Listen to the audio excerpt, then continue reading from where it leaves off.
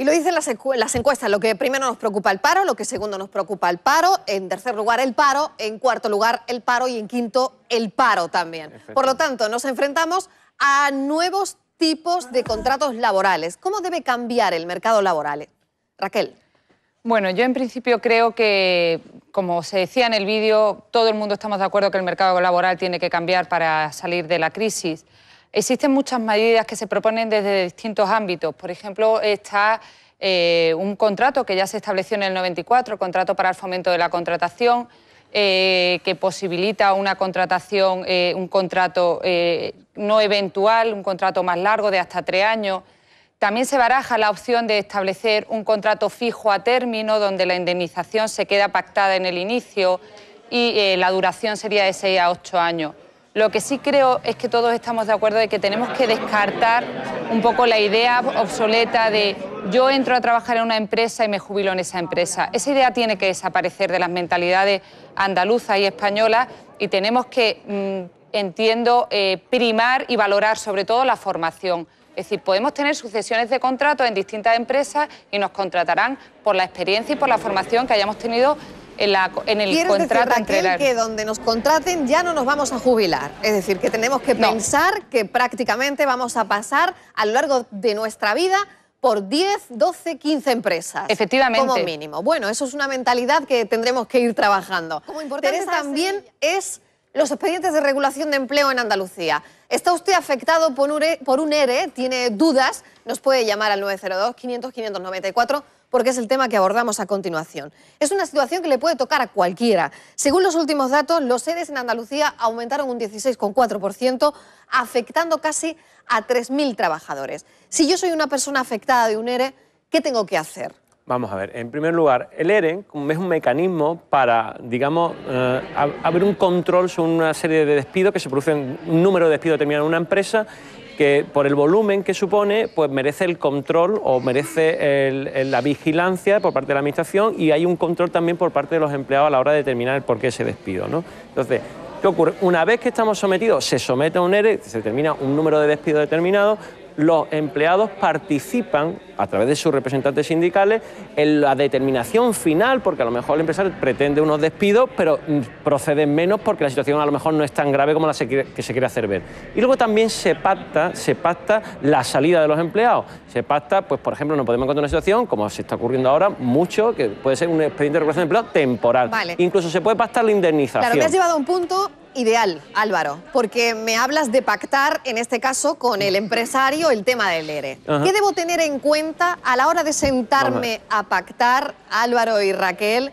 ¿Qué tengo que saber? En primer lugar, ¿cuáles son mis derechos, sobre efectivamente, todo? En una situación de ERE, por los volúmenes de desempleo que se manejan, siempre hay una representación sindical, con lo cual personalmente no lo hacemos, pero sí tenemos que trasladar nuestras inquietudes a nuestros representantes sindicales, que son los que nos defienden frente al empresario y tienen esa representatividad. Entonces, obviamente, hay que, en primer lugar, determinar cuál es el número más adecuado de despido atendiendo a las circunstancias. Es decir, si somos 50 empleados, hay una reducción del 50% de los pedidos, por así decirlo, pues que se ajuste esa reducción de pedido o esa reducción de funcionamiento de la empresa al número real de trabajadoras que debe afectar, no que se vayan más porque se quiera hacer un ahorro de costes.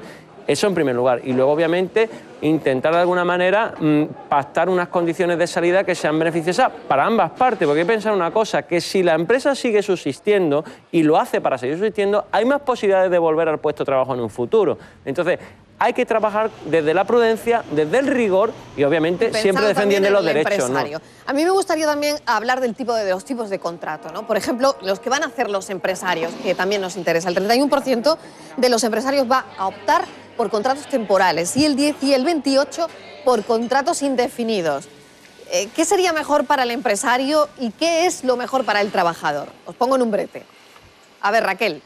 A ver, yo cuando aconsejo a una empresa, desde evidentemente una opinión absolutamente personal, yo entiendo que siempre son mejores las contrataciones indefinidas que las eventuales. Primero porque la cotización, y eso es un dato objetivo, de los contratos eventuales es más alta que la de un contrato indefinido y fundamentalmente por lo que antes expresaba, es decir, yo creo que hay que fomentar y darle un valor muy añadido a lo que es la formación del trabajador. Formar a un trabajador cuesta mucho tiempo y mucho dinero. Y creo que la rentabilidad de un trabajador se adquiere con la experiencia y con la tal. Entonces yo siempre le digo, la contratación mejor indefinida desde el inicio. ¿Y para el trabajador? Para el trabajador, por supuesto, también. Indefinido, o sea, que contentos los dos, en este caso, Obviamente. empresario y trabajador, lo mejor sería en contrataciones indefinidas, por eso que dice Raquel de la inversión en ese puesto de trabajo de cara al empresario. Maribel de Málaga, atención a esto. Hemos preparado un reportaje como colofón final a este espacio, porque si a usted lo despiden, ¿qué es lo que tiene que tener en cuenta? El trabajador tiene sus derechos y nadie puede saltárselos. Si le despiden, tenga en cuenta lo siguiente. El tiempo mínimo para que la empresa comunique al empleado el despido es de 15 días. En el caso de que la empresa no respete el plazo, el trabajador tendrá derecho a una indemnización por el salario de los días en que no se haya hecho el comunicado. Firmar la carta no implica estar de acuerdo con el despido. El empresario está también obligado a entregar el certificado de empresa, de cotización y salario de los últimos 180 días.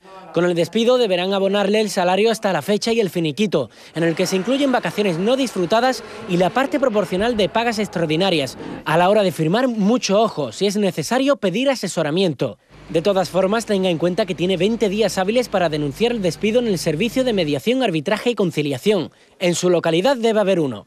No nos podemos olvidar de la indemnización, 45 días de salario por cada año trabajado, hasta un máximo de 42 mensualidades. Una última recomendación importante, asista a su puesto de trabajo hasta el día del despido. Si el empresario le invita a no asistir tras la carta de despido, no haga caso. Puede usarlo en su contra para no tener que pagarle una indemnización. Pues esas son recomendaciones muy importantes a tener en cuenta. Raquel y Álvaro, yo no sé si hemos olvidado algunas, pero ¿cuáles son los abusos más flagrantes de algunos empresarios con trabajadores en cuanto a esto que estamos hablando, temas de despido? Normalmente los abusos se dan una vez que se produce, los abusos se dan con anterioridad, pero evidentemente se descubren cuando se produce el despido. Pues, por ejemplo, trabajadores que consideraban que tenían un contrato a jornada completa porque trabajaban todo el día, cuando van se dan cuenta que el contrato era media jornada. Trabajadores que, sobre todo porque eso en un momento determinado no somos capaces de valorarlo cuando nos contratan, pero que en la nómina aparece una cosa cuando el famoso es, pero es que después me dan un sobrecito con tal, pues claro, ese sobrecito no computa a la hora de la indemnización, no computa a la hora de las prestaciones por desempleo, por incapacidad o cualquier tipo de prestación, y eso suelen ser... Yo creo de todas maneras que los trabajadores suelen estar bastante bien informados y además tienen servicios de información, están los sindicatos donde abusos muy graves como se producían ya no se ven tanto. Ya no se ven tanto. Como tanto.